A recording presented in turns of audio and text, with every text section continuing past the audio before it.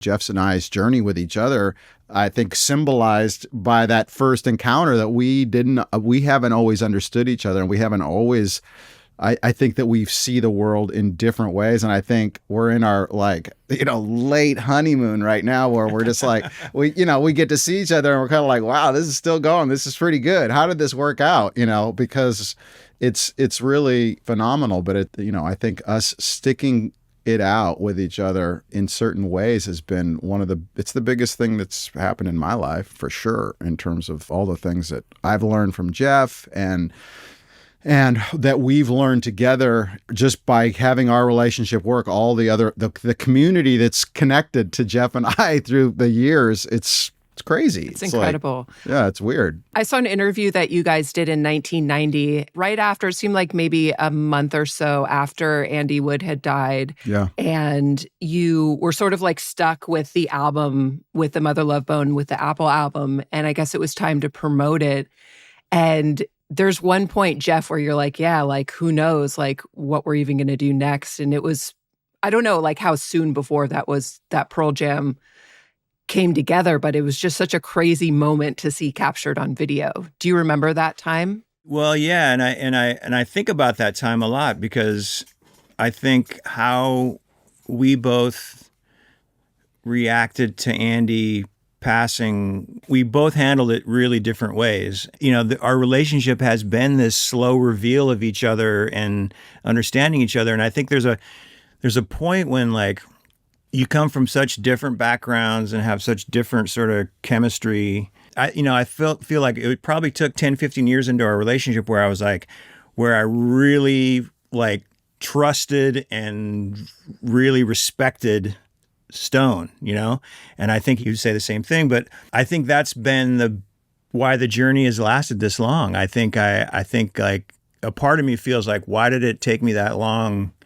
And I think some of it's like you're in your 20s, and I think even moving through Andy passing, like, to be honest, like, I didn't have much of a safety net at that point. So I was like, I felt a teeny bit of desperation. Like, how am I going to pay my rent? I'm 27 years old. Do I need to go back to school? Does lightning only strike once? Is that over? And so it was probably the first time in my life where I felt pressure. I felt real pressure on, like, I sort of felt like I lost my will, or my, the strand that I was sort of on, that, it was a little bit haphazard, and you're sort of living paycheck to paycheck, and you're just playing music and having fun with your friends and whatever. But then there's a point, you're 27, 28 years old, and this thing that you've sort of been working on for, 3 years with Mother Love Bone. And you guys had gotten a deal that probably was like super exciting and like felt like you were making some real traction. Yeah, I just quit my job. It was the first time in my life I didn't have a job, so. And Stone, like, hit the ground running and wrote a bunch of beautiful tracks that ended up, Black, arguably the best song that we've written as a band. And Stone came up with that music that right off the bat, you knew that there was like this beautiful energy behind it, and that the melody and the outro that he wrote, like, that was how he responded to Andy passing. And whereas I was scrambling. I didn't know if I was going to play music anymore. I thought maybe I'll go back to school and be a teacher, or, move back home, work on the farm. I didn't know. So thank God that Stone wrote those songs, and I was hanging out with Mike a bunch. He worked right across the street from me, and they were playing together. And so Mike was working me and Mike was working Stone, and it's sort of like we ended up playing together. Luckily, I live with my parents, so I didn't feel the same kind of pressure that Jeff felt, as far as like, I was 24 years old living with my parents. So that just shows you where